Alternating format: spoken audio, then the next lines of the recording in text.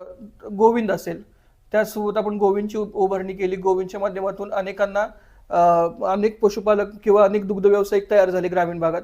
हे दोन्ही राजकारण आणि व्यवसाय हे दोन्ही सांगणं कसं काय आपण जुळवू शकलं किंवा पुढे देऊ? वास्तविक गोविंदची उभारणी झाली ज्यावेळेला रामराजे अपक्ष म्हणून आमदार निवडून आले आणि अनेक दूध उत्पादक त्या ठिकाणी आले होते आणि त्यांनी सांगितलं काहीतरी या दुधाच्या संदर्भात करावं लागेल, अन्यथा हा व्यवसाय हा पूर्णपणे थांबेल, बंद पडेल.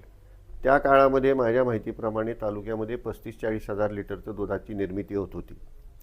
त्यानंतर गोविंदची सुरुवात केली, दूध घ्यायला सुरुवातीला 250-300 लिटरपासून केली, हळूहळू वाढत गेलं आणि त्याच्यामध्ये आपण नुसतं शेतकऱ्यांचं दूध घेतोय आणि त्या दुधाच्या काही पदार्थ बनवतोय किंवा ते दुधाची इतरत्र विक्री करतोय अशा विषय न ठेवता शेतकऱ्यांना मार्गदर्शन करून हा व्यवसाय आणखी कसा वाढेल आणि त्या फायदा कसा होईल असा दृष्टिकोन ठेवला.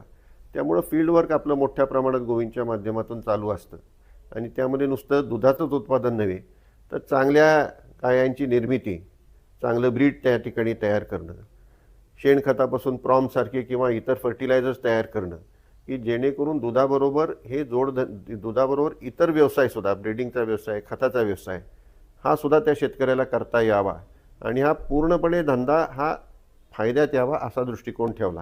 आणि त्यामुळे आज जवळपास 3.5-4 लाख लिटर तालुक्यामध्ये दुधाची निर्मिती होत आहे आणि विशेष करून मोठ्या प्रमाणात महिला या व्यवसायामध्ये आहेत आणि मग त्यांना आपण त्या ठिकाणी बायोगॅस देण्याच्या दृष्टीने, शेणापासून बायोगॅसची निर्मिती होते, ते युनिट्स आपण अत्यंत कमी पैशामध्ये त्यांना त्या ठिकाणी दिले आणि जवळपास आज तालुक्यातच जवळपास 2,500-3 हजार असतील.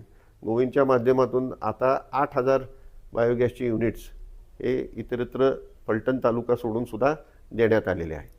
थोडक्यात गोविंद ही तालुक्याची एक ग्रामीण भागाची एक अर्थवाहिनी किंवा एक त्यांचं एक रोजगाराचं साधन झालंय आज हे होत असताना, आणि याचाच फायदा कुठतरी आगामी काळातल्या निवडणुकांमध्ये आपल्याला होईल असं वाटतंय. गोविंदचं काम करत असताना त्याचा राजकीय फायदा किती होईल हा मी आजही विचार केलेला नाही, कारण प्रत्येक शेतकऱ्याला आपण त्या ठिकाणी सहकार्य करत असतो. त्या ठिकाणी लूज हाऊसिंग, त्या ठिकाणी नवीन पद्धत आणली, गाया मोकळ्या सोडल्या जातात, कमी खर्चामध्ये त्या ठिकाणी त्यांचं उपचार कसे होतील, आपण अगदी आयुर्वेदसुद्धा त्या ठिकाणी गायांना वापरतोय, चांगल्या पद्धतीचं दूध कसं होईल आणि हा विचार करत असताना कुठल्याही प्रकारचा राजकीय विचार न ठेवता हे काम केलेले आणि तशा प्रकारचे काम करणारे आपल्याकडं गोविंदची पूर्णपणे त्याकरताच त्या ठिकाणी दिलेली डेडिकेटेड टीम आहे. व